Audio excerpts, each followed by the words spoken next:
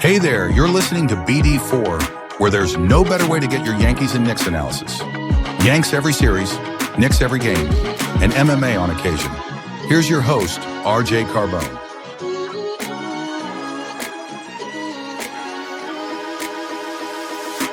And a high drive into left center field. Stanley's going to watch another one fly. Are you kidding me? DiVincenzo a three. Bang! Bang!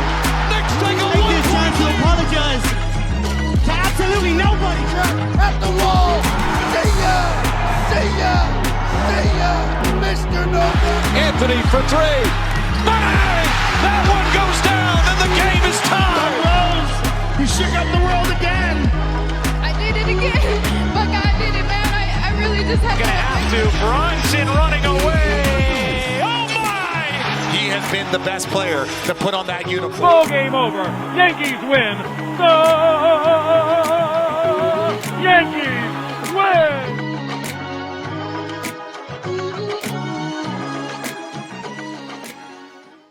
There are not many things in life that I enjoy more than beating those Hicks. I cannot stand that team. I cannot stand that fan base. The only person I like in that arena is Caitlin and Lexi Hull. So that anytime the Knicks get to beat those, insert adjective that I probably shouldn't be thinking of here, it's a good feeling. Halliburton's got the most punchable look to him. You know, and it just feels good to beat him and those Pacers, man. The Knicks win. It's always nice holding Halliburton to an off night. You know, he scores 0 when they faced off earlier this year. Then he erupts for 35 in their little win. But then he's held to, I think he had 16 points tonight. So welcome to the show. Episode 802. It is an audio-only episode for those who usually watch on YouTube or Spotify. This is on there, but it's audio only because it's the first of a back-to-back. We usually do audio. But the Knicks pick up a nice win in tonight's game. It's always nice dictating the terms of the game. I thought the Knicks did a nice job of doing that. They were in control. You know, sure, the Pacers had some baskets that came in the full court, but for the Knicks, they mostly controlled the game the way they wanted it to go. And you got 70 combined points between Josh Hart and Karl Towns. And the Knicks win this game 128-115. So they did they pick up another win against a solid team. You know, which, contrary to popular belief, they've at least been, like people say, because the Knicks haven't beaten the Celtics and the Cavs, etc., that like they only beat bad teams. That's not true. They've beaten solid teams this year. They beat Denver twice. They blew them out of the water earlier in the year, and then just a couple of weeks ago, they beat them by double figures. They've beaten Milwaukee twice by a ton of points each time. They beat the Memphis Grizzlies, who were the 2 seed at the time, by a gazillion points. They beat the Houston Rockets the second time around, who were the 2 seed at the time, just a week and a half ago. They beat Minnesota on Christmas Day, or not Christmas Day. They beat Minnesota the first time they played them. And now you beat Indiana for the second time this season in 3 games. So they can at least do that, but we know that. You know, they have still, I think what's holding people back, they have not beaten Cleveland, they've not beaten OKC, and they continue to get shell-shocked every time they play Boston. So them not being able to defeat the very best is what's holding my confidence level very low. And it's more so OKC and Boston. I think the Knicks still match up pretty well with Cleveland. But anyways, that's beside the point. This was a nice win, regardless of what you think the outlook is on the year. It's always nice to beat the Pacers. This was a Karl Anthony Towns game. Haven't had one of those in a little bit. He has been struggling. But I'm going to give him the game ball. Karl Towns dropping 40 points, 12 rebounds, 5 assists, 3 steals. He shot 14 for 23. He was 11 for 15 from 2. He knocked down 3 threes, and he was 9 for 9 at the foul line. He now has 12 game balls on the year. Yeah, it was nice to get a cat game. He was dominating the inside, couple threes, but he dominated mostly inside the arc. You know, I loved seeing the Knicks get him looks on trails when they were in transition. You always want to get him on trails with his size and his strength to get him in transition, semi-transition looks versus a defense that's not set and they don't have their help ready. That's what you want to do. That's how you're going to get Cat that advantage. So I thought he looked good. He looked fine shooting-wise. Again, 9 of 9 at the line. I think it was 3 for 8 from the arc. So, it's not really a numbers thing for me anymore. I'm just watching him out there and, once or twice a game, he looks down at the thumb and he holds it and he's grimacing. And I'm not going to lie, I'm still worried about it. I'm still worried about the thumb. It looks like it's bothering him every game. I just worried that at one point it's going to come back to haunt him and it's going to get worse and we're going to start hearing the S word again. I just don't want it to get to that point. But I thought Cat was great tonight. I was actually surprised, with the Knicks going with the Precious and Josh Hart lineup again tonight. And how poorly they were spaced at times, especially with that Huck lineup in the first quarter. Jesus. I was surprised that Rick Carlisle didn't double the post more.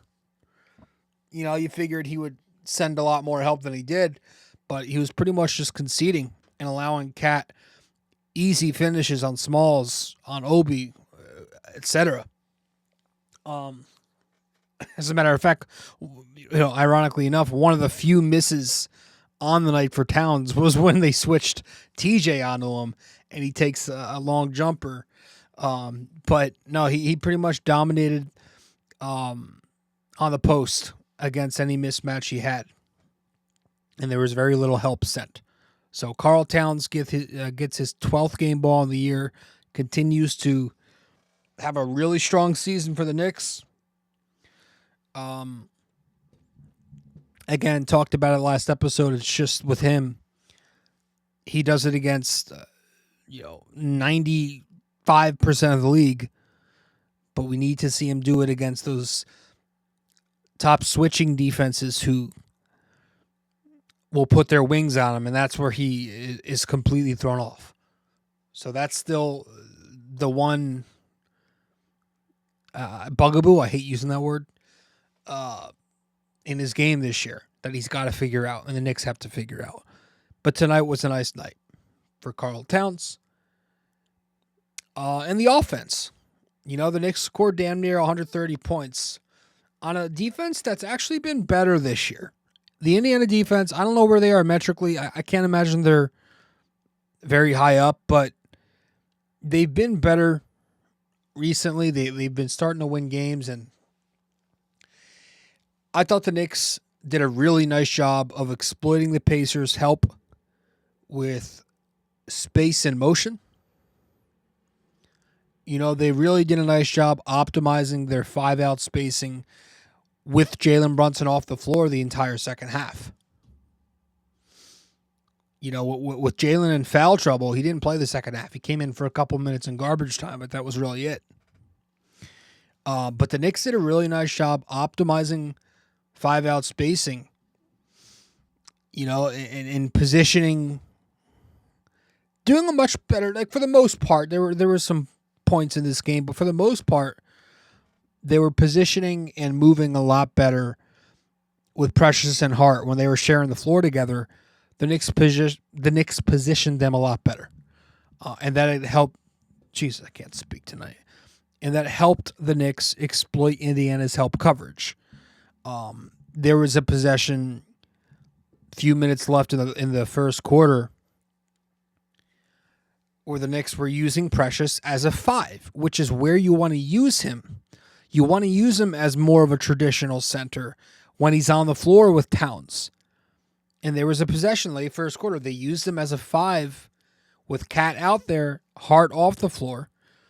This was a possession where Towns receives the ball off the inbound on the left elbow 3. And he eventually is going to drive on Obi Toppin.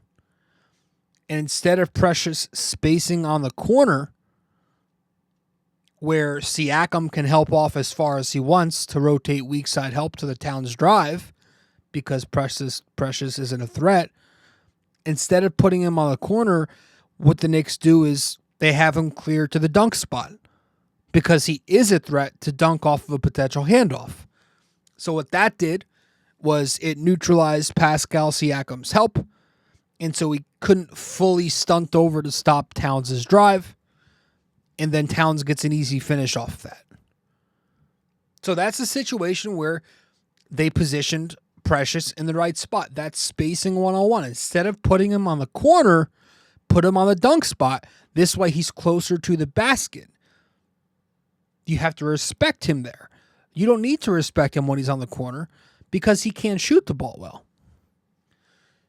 And then with Josh Hart, there was a possession in the middle of the second quarter where they used him as a cutter to pressure the rim instead of spacing him outside the arc.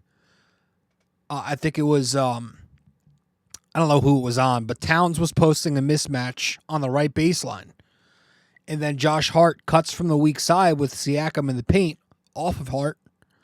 But Siakam couldn't rotate to the ball side to help on the post because Josh Hart is such a threat as a cutter and a finisher. So what happens was Cat gets an easy finish out of the post since Siakam had to focus on Josh Hart's cut. And then in that third quarter, I mean, time and time again, you had Josh Hart consistently cutting off of Obi Toppin to beat help and to beat switches. Right, later in the period, the Knicks run a pistol keep on the wing with a flare screen set up top closer to the middle by Hart. Hart ends up slipping his flare screen to an open lane for a finish. It looked like Obi Toppin was very hesitant to switch onto Towns, and he was beat on the back cut because of it. Later in the third quarter, Josh Hart again beats Obi Toppin, where this was a possession. Indiana switches topside on a Mikhail Towns pick and roll. Hart's on the short corner with Obi on him, but Obi helps on the roll because it was Towns rolling. Towns has the gravity. And so Hart cuts into the space provided by Obi since he was in help for an easy finish. And again, this was multiple times in the game in the third quarter where Josh Hart was cutting from the weak side when his defender was in paint help. And that's how you beat help. That's how the Knicks are going to beat help in these lineups. Don't allow the defender to just help on the ball. Don't allow that to happen. You have to punish them for it. And I thought they did a nice job, finally, of doing that in this game. Even when the spacing wasn't optimal, when you had Precious on the corner or they were both spacing weak side, Hart and Precious, Hart did the right thing by cutting. And he was rewarded 30 points because of it. He had a great game tonight. 30-point double-double. So yeah, I think that was good. It was good to see Tibbs lean into more creative and flexible rotations. Shout out to Tom Thibodeau for that. He made a lot of the right rotations tonight with more creativity, except for that dreaded Huck Porty, Precious, Hart lineup in the first quarter that we got for a few minutes. That's got to stop. I get, his reasoning is he wants the size. Siakam was out there. But my gosh, in the Big 2025, that should be illegal. It should be illegal to have 3 non-threats on the floor at the same time in 2025. I swear to God, I wish that was a rule. But the second half was a lot more creative. I don't know why I said it like that. The second half lineups were a lot more creative. I thought they were much more unique without Jalen Brunson, and they were still able to get optimal 5-out spacing and use it correctly. Right? And everybody who played in this game played multiple positions. He was using guys in different ways, so that helped. It was a full 9-man tonight.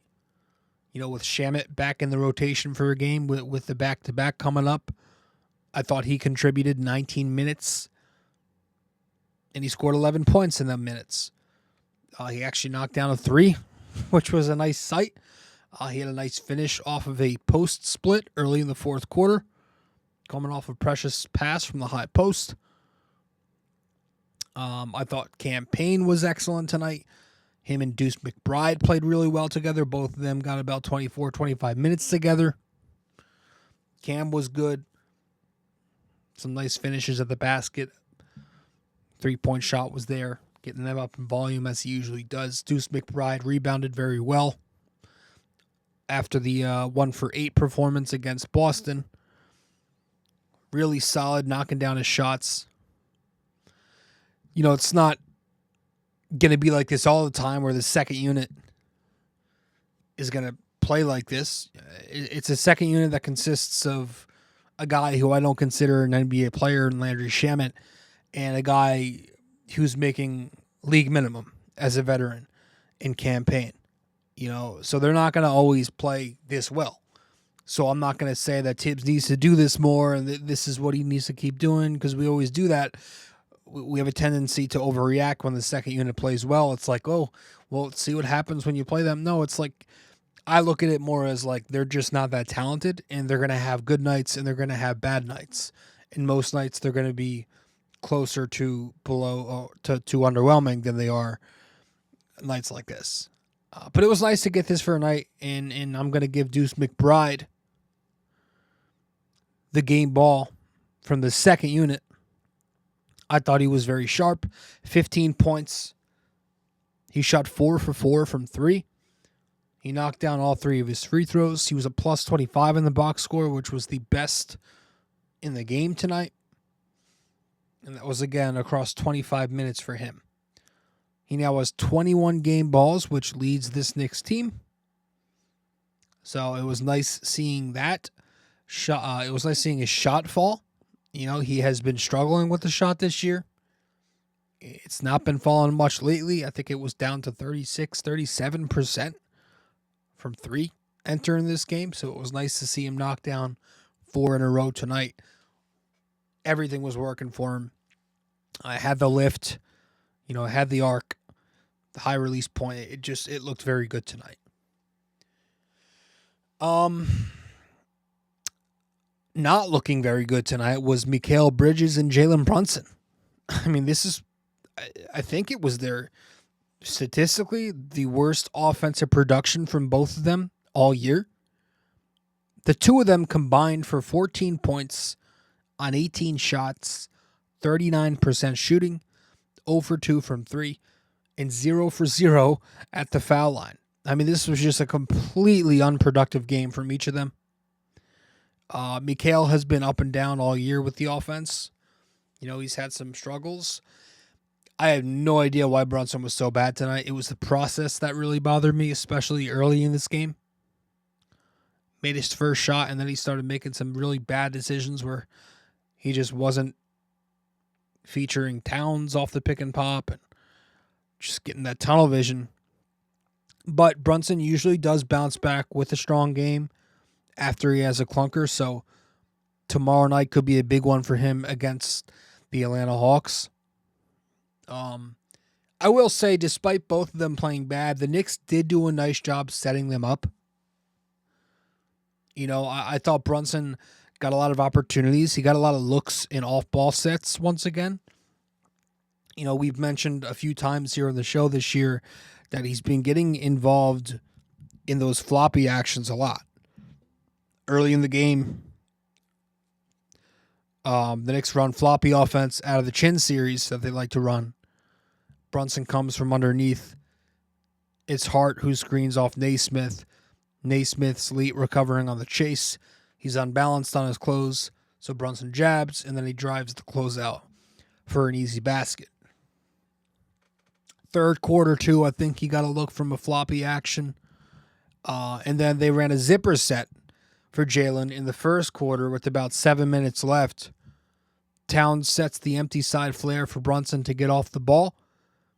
He gets a look going downhill, comes off, receives the ball, pulls for a baseline J. And then with McHale, they got him in some actions. They ran some pick and roll with him. But he also got some, he only made 3 shots, but 2 of those makes were in slob sets for him. Middle of the first quarter, he gets downhill for a baseline pull off of a Brunson inbound pass. Top of the third quarter, it was basically the same exact play where he comes off staggers to get downhill off of a Brunson pass on the inbound, knocks down a baseline J. So the Knicks did do a nice job getting them looks off the ball. And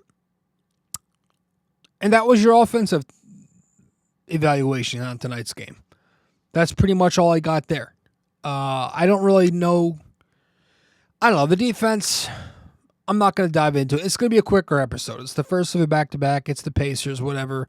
We'll talk more in depth after tomorrow's game because it's the last before All-Star break. But real quick, I'll touch on the defense. There was some good, at the end of the day, you held the top offense to just 115 points and a 112.7 rating. So you should be satisfied with that. I know the Pacers didn't have Miles Turner, who's an offensive threat in the pick and pop, but the Knicks didn't have their best defenders in OG and still not Mitch. So, this was a good defensive performance by the metrics. There was a specific defensive stand that I really liked. It was, I think, the very first possession of the second half. The Knicks were just defending on a string. It starts where Halliburton gets by McHale up top, but Hart's in help to force the kick to the corner. It's a swing to Naismith on the wing, one pass over, but you had a great close from McHale to force the miss. Thomas Bryant does grab the offensive rebound, but Towns and Precious switch the Siakam assignment. So Towns switches on to Siakam, holds his own in one-on-one, forces a mid-range miss, and the Knicks grab the rebound. I think it was Precious grabs the rebound, and they get off of Mikal Bridges' three-point look going the other way. So that was a defensive possession that stood out, and there were some other ones. At the same time, I can't help but continue to notice, especially in the third quarter, that this Knicks team, this defense, still with the cohesiveness, they're still having miscommunications on switches, and we are 53 games in now. It's actions with Brunson, with Josh Hart, in the third quarter with Hart fouling when he's trying to get over the top versus points where he should just switch the ball screen. Auto switches that they're still not auto switching. Actions with a wing and Precious or two wings. These need to be auto switches. Early in the second quarter, there was a possession where Deuce McBride and Towns blitz TJ McConnell pick and roll. They both double the ball and eventually get beat in rotation off of it. I thought it was a pretty useless double. It's some McHale and Towns stuff, right? Some more problems on their traditional 1-5 pick and roll coverage with McHale at the point of attack and defending Halliburton, and then you've got Towns and drop coverage. Towns had some good possessions. He had some really bad possessions. But I thought it was pretty telling that Mikal Bridges, usually a guy who gets 40 minutes, got just 29 minutes tonight. I think that's because he had a tough time defending Halliburton, often getting caught behind. And then Towns. The offense obviously made up for the defense, but it was still a rough watch. When he was in drop, it was, again, the poor technique and fundamentals. Couple of possessions where he lost track of the roll, trying to guard ball. Even when Mikal was in front. Just, IQ shit. And then when he was in aggressive coverage, just poor stance and leading to easy blow-bys. Shit we've discussed. So, overall, though, again, the defense held the Pacers to 115. You take that. So up next, with this win, the Knicks have one more game before the All-Star break. And hopefully, when they get back from break, OG Anunoby is ready. He was questionable the last couple of games, but that doesn't really mean much. So hopefully this week off is going to help OG heal, and it's going to help this Knicks team rest and get all the rest they need for those who are worrying about the minutes. But they've got one more game coming up tomorrow night. They have the Atlanta Hawks coming to Madison Square Garden. It's the second of a back-to-back, so you want the Knicks to take care of this and head into break on a high note. Obviously, they beat the Hawks finally a few weeks ago. That was the big Brunson game. Figured out the Dyson Daniels matchup, at least for a day. Hopefully that continues tomorrow and Brunson bounces back from what was a tough night for him tonight. But yeah, it's the last game before the break, so you want the Knicks to go into it on a good note. So the Hawks come in tomorrow. And with that said, we're going to head to break. And in a few minutes, we'll wrap it up with our trivia question, and that will be that. Stay with us. We'll be right back here on episode 802 of BD4. BD4 is available on social media for those who want to follow. You can find BD4 on Instagram at BD4Pod. You can find us on X at BD4Pod. And you can find us on Facebook by simply searching BD4.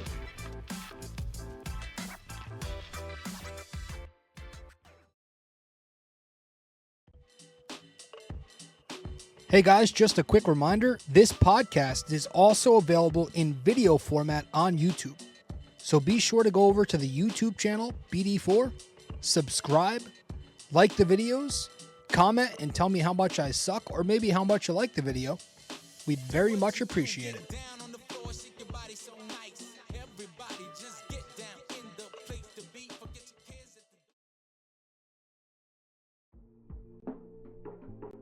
Don't have time to sit down and watch a video? You can listen to BD4 on Apple Podcasts and Spotify. Don't forget to give us a 5-star rating and review on Apple Podcasts. And you can also watch the video format on Spotify too.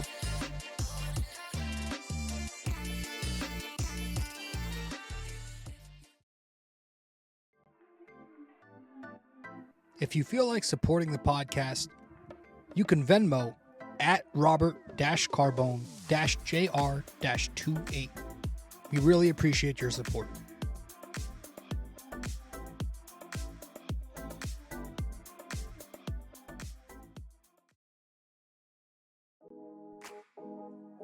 Do you enjoy Yankees baseball but are tired of hearing me yap? I have a suggestion for you. Go check out Yankee Crazy Podcast. Greg Gill is a Yankees podcaster on Apple Podcasts and Spotify, and he's now selling merch. Go to yankeecrazy.myshopify.com.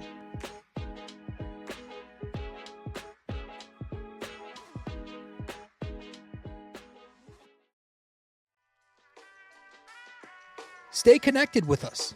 Visit BD4blog.com to explore our blog, tune into our latest podcasts, and follow us on social media. Thank you for being a part of this community.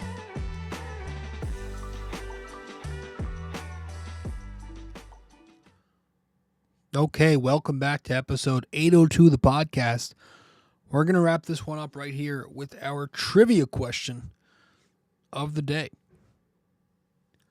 So in this episode 802, our trivia question: which former Knicks lottery pick had a breakout performance against the Pacers on January 7th, 2018, scoring a then career-high 31 points?